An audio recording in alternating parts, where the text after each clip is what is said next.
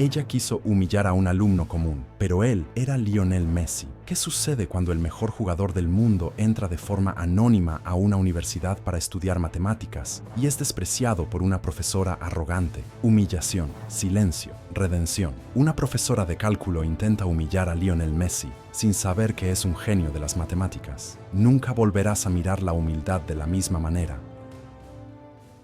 Después de alzar la Copa del Mundo y sellar una de las trayectorias más emocionantes del fútbol moderno, Lionel Messi caminaba por los pasillos de la vida con un tipo de silencio que solo pertenece a quienes ya lo han visto todo. En sus ojos había una paz que desmentía la inquietud del mundo, y en su sonrisa discreta, una nostalgia que nadie comprendía. No era del fútbol que sentía falta, de eso ya había tenido en abundancia, sino de algo que lo había acompañado desde los días más solitarios de su infancia. Los números. Sí, los números. Para Lionel Messi, desde pequeño, las matemáticas habían sido más que un deber escolar, eran un refugio. Cuando las palabras no alcanzaban, él contaba. Cuando las miradas lo juzgaban demasiado frágil para el deporte de los gigantes, se perdía entre fórmulas, patrones y una lógica implacable que lo abrazaba con más ternura que el propio mundo. Pocos sabían eso. Era su pasión secreta, un tesoro escondido tras la consagración pública. A los 38 años, con los estadios ya convertidos en memoria más que en rutina, Messi tomó una decisión que pocos entenderían: matricularse, de forma anónima, en una universidad prestigiosa para estudiar matemáticas. No buscaba diplomas. No buscaba aplausos, solo quería comprender mejor lo que ya intuía, sumergirse en las raíces de aquello que siempre había sabido sentir, porque, de alguna manera inexplicable, su razonamiento en el campo siempre fue matemático, aunque visceral. Se presentó como Leo Cucitini, usando el apellido de su madre, sin guardaespaldas, sin fotógrafos, sin botines, solo con una mochila al hombro y un cuaderno en blanco. Entró al aula con la misma serenidad con la que solía entrar a estadios repletos, pero allí nadie lo ovacionaba. Al contrario, era solo uno más entre tantos rostros jóvenes, ansiosos, y algunos ya marcados por el desgaste académico. En la universidad, el ambiente era frío, no por la arquitectura de concreto, sino por la distancia humana. Las miradas no se cruzaban con esperanza. Cada quien parecía librar sus propias batallas en silencio. Messi se sentía en casa en ese clima introspectivo. Después de todo, ¿quién más que él sabía lo que es cargar con expectativas? En su primera clase de cálculo avanzado, se sentó al fondo, silencioso, observador, humilde. No buscaba destacar, solo aprender. La profesora, una mujer de expresión rígida y voz cortante, atravesaba el pizarrón como quien marca un campo de batalla. Su nombre era Córdoba, y lo que le faltaba en empatía, le sobraba en autoridad. Era conocida en los pasillos por su desprecio camuflado como exigencia. Cualquier alumno que no destacara de inmediato se convertía en blanco de ironías sutiles. Pero Leo Cucitini no se intimidaba. Estaba allí por elección, no por obligación. Y el silencio que llevaba consigo era su escudo, forjado en 1000 partidos, en 1000 críticas, en 1000 desafíos que el mundo arrojó a sus pies. Mientras los demás garabateaban apuntes apresurados, él solo observaba, absorbiendo no solo las fórmulas, sino también la manera en que la profesora se movía, hablaba y juzgaba. La clase terminó sin que él dijera una sola palabra, y quizás por eso nadie notó su presencia. A todos los efectos, era simplemente un hombre común entre jóvenes comunes, y era exactamente así como Lionel Messi quería comenzar. Pero el mundo tiene una forma curiosa de poner a prueba a quienes intentan pasar desapercibidos, y el silencio, por sabio que sea, tarde o temprano, es llamado a hablar. En la gris mañana de un martes cualquiera, Leo Cucitini entró al aula de la profesora Córdoba con la misma sencillez con la que se cruza el umbral de una iglesia antigua, con respeto, pero sin temor. Sabía dónde estaba, pero eso no lo definía. Sus ojos, tranquilos y atentos, recorrían el ambiente como quien ya ha visto multitudes, pero nunca ha perdido la mirada de niño. Los estudiantes se acomodaban lentamente, la mayoría con auriculares colgando, otros con la mirada vacía, cansados incluso antes de comenzar. Córdoba, como siempre, llegó puntualmente. Sus entradas estaban marcadas por un silencio repentino. No porque su presencia fuera reverenciada, sino porque la mayoría sabía que cualquier movimiento en falso podía volverse motivo de escarnio. Sus zapatos golpeaban con fuerza el suelo y su expresión endurecida delataba un alma que parecía no encontrar alegría en compartir el conocimiento, sino solo en demostrar poder. Era doctora en análisis matemático, con publicaciones en revistas internacionales, conferencista respetada, pero temida. Su fama trascendía las paredes de la universidad. Se decía que nadie lograba complacerla, no por falta de mérito, sino por un criterio secreto que nadie lograba descifrar, como si existiera un patrón invisible para merecer su respeto. Ese día, comenzó la clase con un desafío en el pizarrón, antes incluso de decir buenos días. Una ecuación compleja, mezclando integrales impropias con series infinitas, que parecía más un enigma que un ejercicio. Señaló al grupo y dijo, con su tono impersonal, «Quien resuelva esto no necesita hacer la primera prueba». La clase rió, en parte por lo absurdo, en parte por los nervios. Algunos intentaron copiar rápidamente, otros fingieron no interesarse. Córdoba cruzó los brazos y esperó en silencio. Su rostro mezclaba aburrimiento con prepotencia. Sabía que nadie resolvería. Lo sabía y lo deseaba. Leo Cucitini observaba el pizarrón con calma. Su mente recorría los símbolos como si fueran notas musicales de una melodía ya escuchada en algún viejo sueño. No había prisa en su corazón, solo curiosidad. Tras algunos minutos, levantó la mano. El aula se calló. Córdoba lo miró con el ceño fruncido. ¿Algún problema?, preguntó, seca. ¿Puedo intentar resolverlo en el pizarrón?, dijo Leo con tono sereno. Algunos compañeros rieron por lo bajo, otros lo miraron con lástima. Era su primera participación, también su primer error. Córdoba asintió con una leve sonrisa irónica. «Claro, señor. Cucitini, ¿verdad?», dijo, saboreando la burla. «El escenario es suyo». Leo caminó hacia el pizarrón con pasos lentos, casi tímidos. Tomó el marcador como quien sostiene un pincel sagrado. Miró una vez más la ecuación y comenzó. Su trazo era firme, pero sin apuro. Las soluciones aparecían como quien despliega un origami con paciencia. Una sustitución elegante aquí, una transformación allí. En menos de 2 minutos, la ecuación estaba resuelta. No solo correctamente, sino con belleza. El silencio que se instaló no era de asombro, era de incredulidad. Córdoba se acercó al pizarrón, releyó cada línea, entrecerró los ojos, buscaba el error que justificara el desconcierto que empezaba a sentir. Pero no había error, había claridad, había lógica, había genialidad. ¿Copiaste esto de algún lugar?, preguntó, intentando mantener la autoridad. Leo simplemente la miró, con una mirada que no acusaba ni se justificaba. Solo existía. No, lo resolví ahora. Ella se giró hacia la clase, desconcertada. Aún intentaba comprender lo que acababa de ocurrir. Eso la incomodaba profundamente. Su clase, su orden, su soberanía silenciosa, todo parecía haber sido invadido por una presencia que no lograba entender. «Muy bien, señor Cucitini.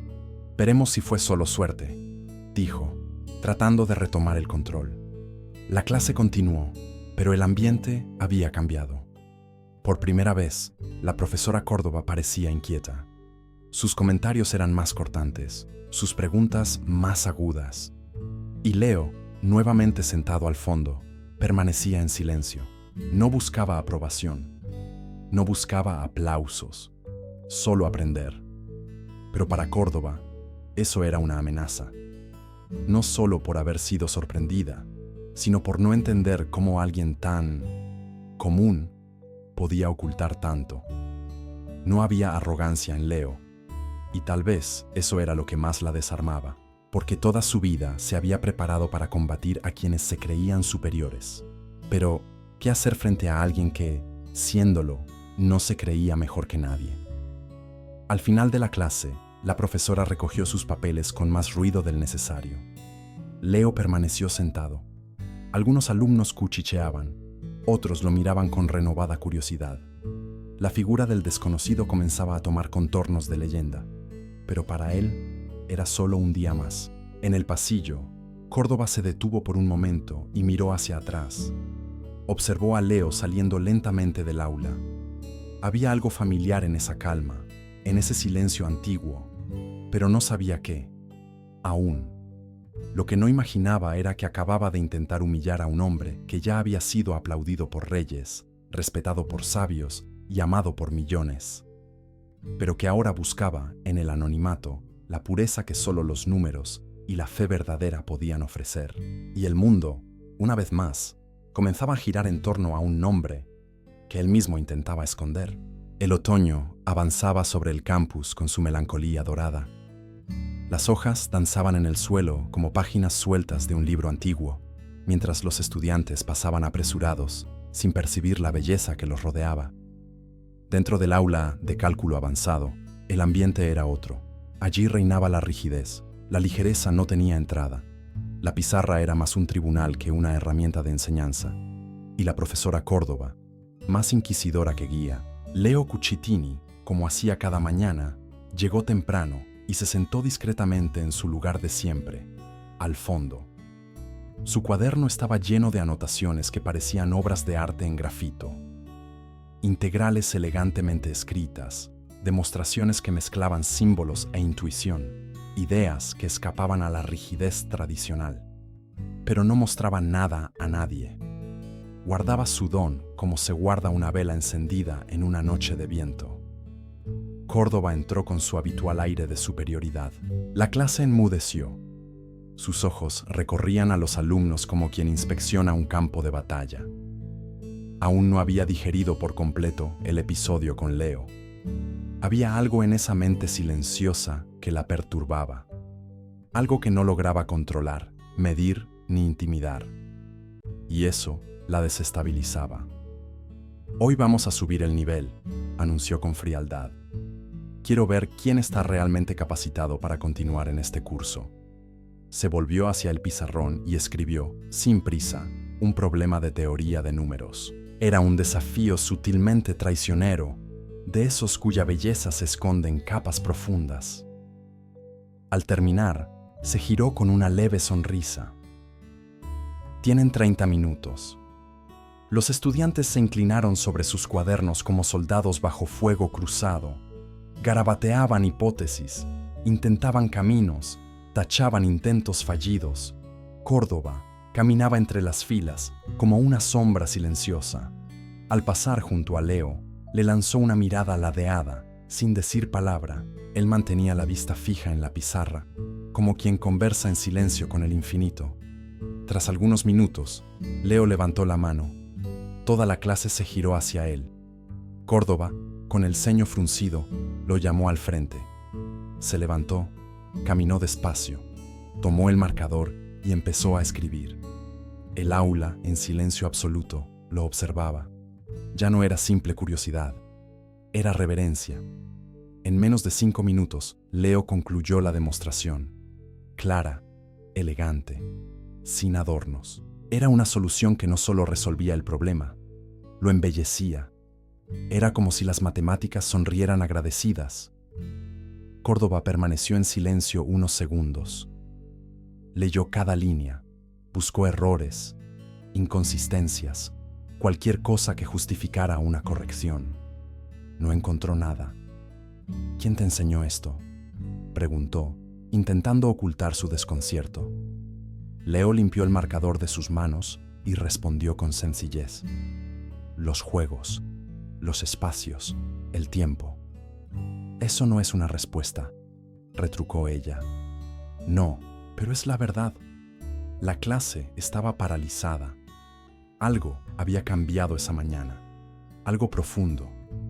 Córdoba se giró, borró la pizarra rápidamente y retomó la clase con otro contenido, intentando desviar la atención. Pero no podía. La presencia de Leo crecía sin que dijera una sola palabra. Era como una luz que, aunque tapada con un velo, insiste en iluminar el ambiente. Después de clase, algunos alumnos se acercaron a él. No con adulación, sino con respeto. Uno de ellos, llamado David, estudiante de último año, comentó: «Eso que hiciste, lo leí en un artículo de Grothendieck, pero nunca vi a alguien aplicarlo así. ¿Cómo se te ocurrió?». Leo sonrió, más con los ojos que con los labios. «Solo escuché lo que los números querían decir». David rió, sin saber si era una broma o la verdad. Pero en el fondo entendió. Allí había un pensamiento que no era técnico, sino espiritual. Leo no solo resolvía problemas, los traducía en poesía. En las semanas siguientes, Córdoba comenzó a cambiar su comportamiento. Se volvió más exigente, más crítica, más inestable. Iniciaba las clases como si quisiera borrar de la memoria aquel día. Proponía ejercicios cada vez más complejos. Y Leo, en silencio, los resolvía. Siempre en el pizarrón, siempre sin arrogancia, siempre con la humildad de quien no quiere vencer, sino servir. La clase, poco a poco, comenzó a ver en él algo más, no solo a un buen alumno, sino a alguien que cargaba un don mayor. Había días en que sus soluciones provocaban un silencio emocionado, otros en que sus palabras simples despertaban en sus compañeros un deseo de aprender, no por nota, sino por admiración. La luz que salía de él no era llamativa, era de esas que calientan en silencio, y muchos comenzaron a cambiar también. Alumnos que antes temían equivocarse, ahora se arriesgaban. Otros, que vivían aislados, empezaron a compartir ideas. Leo nunca reclamaba méritos, pero su ejemplo abría puertas que ningún examen podía evaluar. ¿Y Córdoba? Resistía. Orgullosa, no aceptaba lo que sus ojos ya no podían negar. Pero en sus noches solitarias, releía los ejercicios con el nombre Leo Cucitini en la esquina. Y algo dentro de ella, una fisura sutil, comenzaba a formarse. Había un brillo en ese hombre que no venía del ego ni del esfuerzo. Era otra cosa, algo que no se explica con teoremas, algo que tal vez solo se entienda con fe. Y en ese pequeño auditorio universitario, entre pizarras rayadas y mentes confundidas, Lionel Messi, oculto bajo otro nombre, comenzaba a enseñar al mundo, una vez más, que la verdadera grandeza es silenciosa y que la lógica, iluminada por la luz adecuada, puede tocar el corazón, tanto como un gol en la final de una Copa del Mundo. La mañana parecía común, pero cargaba un presentimiento en el aire. Era como si el propio tiempo, cansado de la vanidad de los hombres, preparara una lección para aquellos que insisten en juzgar por las apariencias y el estatus. El aula, que en las últimas semanas venía siendo escenario de silenciosas incomodidades para la profesora Córdoba, hoy recibiría algo más. Un visitante. El profesor Ezra Bloom, un matemático respetado del MIT, estaba de gira académica por América Latina. Sus conferencias eran esperadas con entusiasmo por profesores y estudiantes. Córdoba, orgullosa de su cátedra, lo recibiría en su clase como muestra de prestigio. Era su oportunidad de mostrarle el estándar de excelencia que decía mantener con mano firme. Desde temprano, dio instrucciones estrictas a la clase.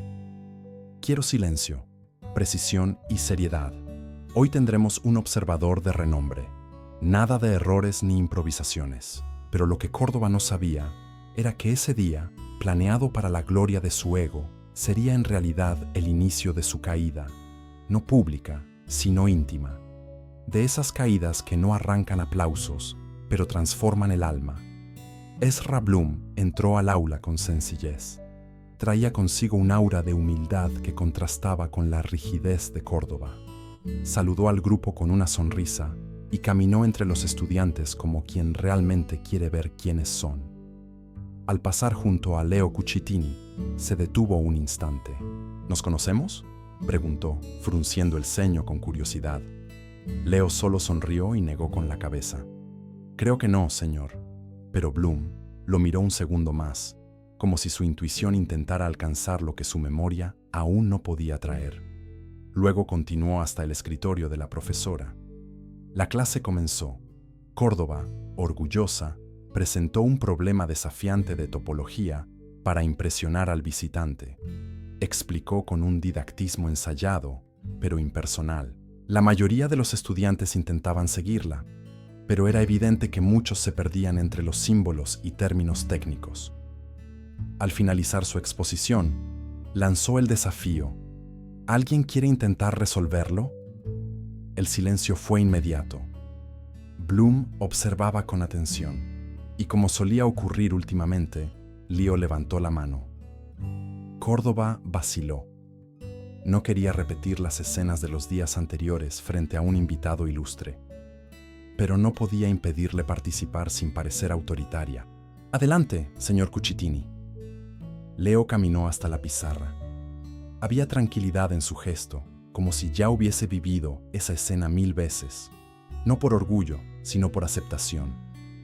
Tomó el marcador, analizó el problema y comenzó a escribir. Esta vez, sin embargo, hizo algo diferente. Además de resolver correctamente el desafío, presentó un segundo enfoque, una forma más intuitiva, casi poética, de llegar al mismo resultado. Era como transformar la matemática en narrativa. Cada línea era una frase bien colocada, cada símbolo una nota armoniosa. El aula entera guardaba un silencio reverente, y Bloom, ahora con los ojos muy abiertos, observaba como quien redescubre un manuscrito perdido. Al terminar, nadie se atrevió a decir una palabra. Córdoba, rígida, tragó en seco. Sabía que Bloom no era ingenuo. Sabía que ese momento marcaría algo. El visitante se levantó, caminó hasta Leo y dijo en voz clara: «Trabajas con representaciones cognitivas no lineales, porque lo que acabas de hacer es simplemente genial». Leo solo sonrió. «No trabajo con nada de eso, señor. Solo me gusta entender las cosas de una manera que tenga sentido para mí». Bloom se giró hacia la clase. «Señores, están frente a un talento raro, rarísimo, algo que solo se ve una vez por generación». Y luego, mirando a Córdoba, agregó: «Y, con todo respeto, profesora, es sorprendente que alguien así aún sea tratado como un alumno común». El silencio que siguió fue denso como un velo. Córdoba intentó responder. Abrió la boca, pero no salieron palabras. Dentro de sí, libraba una batalla. Orgullo y vergüenza se enfrentaban. Por fuera, mantenía la postura. Por dentro, se sentía expuesta. El visitante no la había humillado. Solo había revelado algo que ella se negaba a ver: su ceguera. Al marcharse, Bloom se aseguró de estrechar la mano de Leo con firmeza y decir: «Si algún día deseas compartir tus ideas en el MIT, nuestras puertas están abiertas. Necesitamos mentes como la tuya y, tras una breve pausa, y corazones como el tuyo». La clase terminó sin despedidas. Los estudiantes salieron en silencio, llevando en el pecho algo más pesado que sus libros. Y Córdoba permaneció sola unos minutos, frente a la pizarra ya borrada, pero aún impregnada por la presencia de una verdad que había intentado ocultar. Había juzgado a alguien sin saber quién era. Y, peor aún, había intentado reducirlo para proteger su propio orgullo. Más tarde ese mismo día, miraría el expediente de Leo Cucitini en el sistema interno de la universidad. Vería solo datos simples, sin historial académico brillante, sin premios, sin nada que justificara lo que sus ojos habían presenciado. Pero no encontraría lo que buscaba, porque el verdadero don no está en los certificados, sino en las elecciones. Y Lionel Messi, escondido tras un nombre común, eligió servir a las matemáticas con la misma humildad con la que un sirviente enciende velas en silencio, sabiendo que la luz no necesita aplausos para iluminar. La semana siguiente a la visita del profesor Ezra Bloom, apareció un cartel sencillo en los tablones de anuncios de la universidad. Letras discretas anunciaban una conferencia extraordinaria en el auditorio principal. Intuición matemática y lo invisible, con Leo Cucitini. La mayoría pasó de largo, pero algunos se detuvieron. Uno que otro nombre empezaba a circular por los pasillos, y los rumores crecían como fuego en viento seco. «Es el tipo que resolvió el problema de Córdoba en 5 minutos», decía uno. «Dicen que es un exmonje que vino a estudiar en silencio», susurraba otro, riendo. Pero nadie conocía la verdad, ni siquiera la imaginaban. En el día señalado, el auditorio no estaba lleno, pero los presentes llevaban en el rostro una curiosidad genuina. Había estudiantes, profesores, personal de limpieza, incluso el rector, sentado discretamente al fondo. Y allí, entre tantas figuras, Leo entró por el lateral del escenario con pasos lentos, la mirada serena de quien no busca gloria, solo compartir. No había diapositivas, no había micrófono de solapa, solo él, una pizarra y el sonido del silencio que precede algo verdadero. «Buenas tardes», comenzó con voz baja. «No soy profesor, ni conferencista, pero me pidieron que contara cómo pienso la matemática y tal vez pueda intentarlo». Por algunos segundos nadie supo qué esperar, pero entonces comenzó, y lo que siguió fue algo que ninguna clase había enseñado jamás. Leo habló sobre el sabor de los números, sobre cómo algunas ecuaciones tenían olor a tierra mojada y otras sonaban como un coro en catedral. Contó que, de niño, veía patrones en los azulejos del suelo y que las nubes a veces le recordaban gráficos de funciones cóncavas.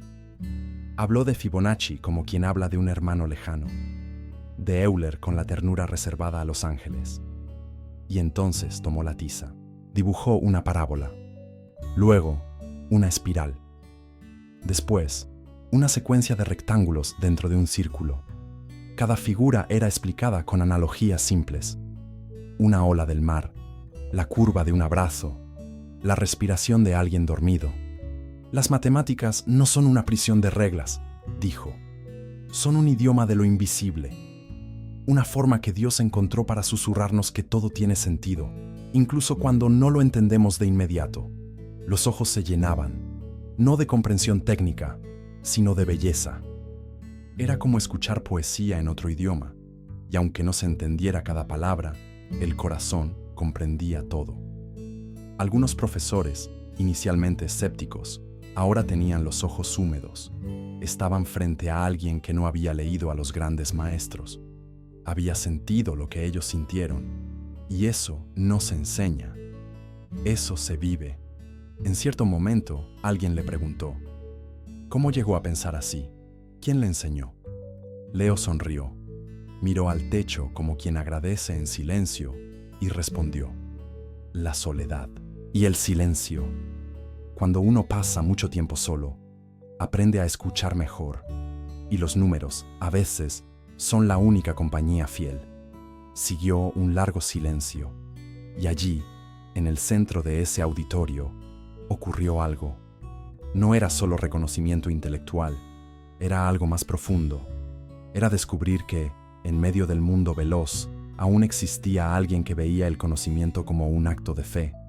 Al final de la charla, Leo agradeció, bajó la cabeza y salió como había entrado, sin demorarse, sin recibir aplausos, aunque llegaron, y muchos, pero no se detuvo a recibirlos. Solo sonrió, discretamente, como quien sabe que todo tiene su momento. En los días siguientes, el nombre de Leo Cucitini comenzó a circular con reverencia. Nadie conocía su origen, nadie su pasado, pero sabían que estaban ante algo raro, un talento sin arrogancia, una sabiduría sin ostentación.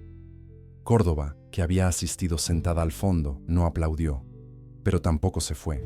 Permaneció allí hasta que el auditorio se vació, y cuando todos se fueron, se quedó mirando la pizarra donde él había dibujado la curva de la respiración de alguien dormido. Aquello la tocó más de lo que quería admitir. Por primera vez en años, se sintió pequeña, pero no humillada. Se sintió recordada de que enseñar no es dominar, es servir. Esa noche, al llegar a casa, sacó de su armario un viejo cuaderno de notas. Era su primer cuaderno de universidad. En él había frases garabateadas, ideas anotadas con entusiasmo, sueños olvidados. En una página amarillenta, una nota. Algún día quiero enseñar como si estuviera contando una historia bonita. Leyó eso y lloró, no de tristeza, sino de reencuentro. Mientras tanto, Leo caminaba por el campus al atardecer, solo, como le gustaba. Miraba los árboles, a los estudiantes riendo en los bancos, el cielo teñido de naranja, y sentía algo dentro de sí aquietarse. No buscaba nada más, las matemáticas lo completaban, el anonimato lo liberaba, y en ese instante sentía que, de algún modo, había cumplido algo importante. No solo resolver un problema, sino recordar a las personas que el conocimiento puede ser sagrado, si se usa con humildad. A la mañana siguiente, al entrar al aula, un pequeño papel reposaba sobre su mesa. Era de la profesora Córdoba. Solo 3 palabras. Gracias por recordarme. Leo guardó la nota en su cuaderno. No por vanidad, sino por gratitud. Porque a veces el mayor milagro es simplemente tocar un corazón endurecido, sin gritar, sin exigir, solo con verdad. Y Lionel Messi, el genio del fútbol escondido bajo un nombre común, había hecho eso con la misma maestría con la que driblaba entre defensas, suavemente, con elegancia, sin necesidad de decir quién era. El campus parecía distinto aquella tarde. Tal vez era la brisa suave que movía los árboles con delicadeza, o el atardecer tiñendo los pasillos con tonos dorados. Pero había algo en el aire, algo que susurraba el final de un ciclo, no como una despedida amarga, sino como un capítulo que se cierra con dignidad y silencio. La profesora Córdoba no avisó a nadie. Se vistió con discreción, recogió su cabello, tomó el bolso y salió sin hacer ruido. No fue en coche. Caminó, como quien busca humildemente el camino a casa después de años vagando sin propósito. Sabía dónde encontrarlo. Al llegar al centro de entrenamiento del Inter Miami, fue recibida por un guardia amable. Solo dijo: vengo a ver a Leo Cucitini. Digo, a Lionel Messi. El guardia dudó, pero la miró a los ojos, y algo en su rostro, quizás un arrepentimiento sincero o un dolor contenido, fue suficiente para dejarla pasar. El campo estaba vacío, el entrenamiento ya había terminado, y allí, en el centro del césped, estaba él, sentado en la hierba, de espaldas, con las piernas estiradas, mirando el horizonte como quien reza sin palabras. Estaba solo. Ella caminó hacia él con pasos lentos, el corazón acelerado, el orgullo despojado, la razón en silencio. Messi oyó los pasos, pero no se giró. Solo dijo, con voz serena: sabía que un día vendrías. Córdoba se detuvo. Sintió el peso de esas palabras. Quiso responder, pero las lágrimas llegaron antes. Se sentó a su lado sin decir nada. Por un largo instante, ambos guardaron silencio. Solo el viento entre los arcos, los pájaros a lo lejos y la presencia de 2 mundos que antes chocaban, ahora, uno al lado del otro. Ella respiró hondo y, por fin, habló. ¿Por qué nunca dijiste quién eras? Messi sonrió. Miró al suelo, luego al cielo. Porque quería ser escuchado de verdad. No por lo que fui, sino por lo que aún soy. Ella asintió, con los ojos húmedos. Fui cruel, fui arrogante. Intenté disminuirte porque no te entendía, dijo con la voz quebrada, casi infantil. Y hoy entiendo que la que no sabía nada era yo. Messi la miró. No había rencor, había compasión. Las matemáticas me enseñaron lo mismo que el fútbol siempre me mostró, que lo más importante es lo que nadie ve. El pase antes del gol, el silencio antes de la respuesta, el perdón antes del dolor. Ella lloró, sin gritos, sin vergüenza. Lloró como quien devuelve al alma una parte que había perdido, Y en ese llanto había décadas de frustraciones, de luchas internas, de máscaras. Era un desahogo espiritual.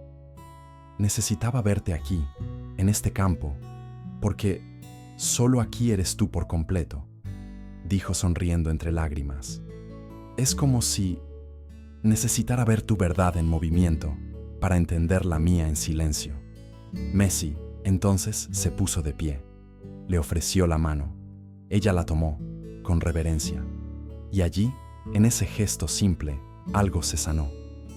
Usted vino en busca de una respuesta, dijo él, pero la respuesta estaba dentro de usted todo el tiempo.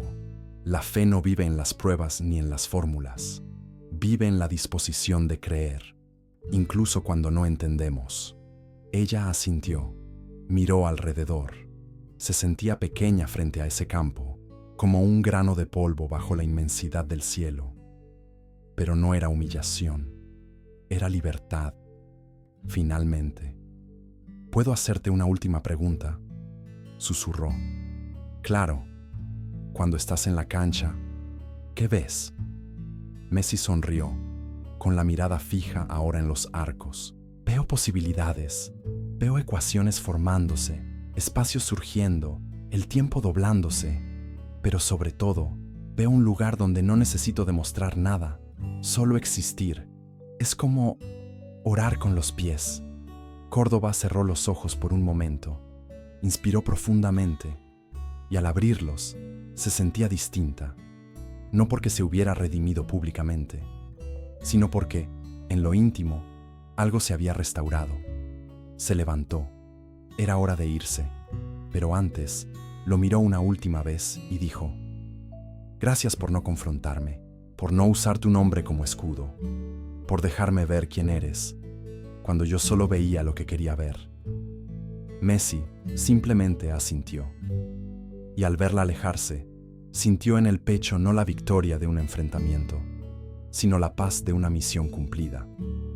Esa noche, mientras el mundo seguía su rutina indiferente, dos almas dormían en paz. La de una mujer que recuperó su esencia y la de un hombre que, aun siendo leyenda, eligió el camino de la humildad.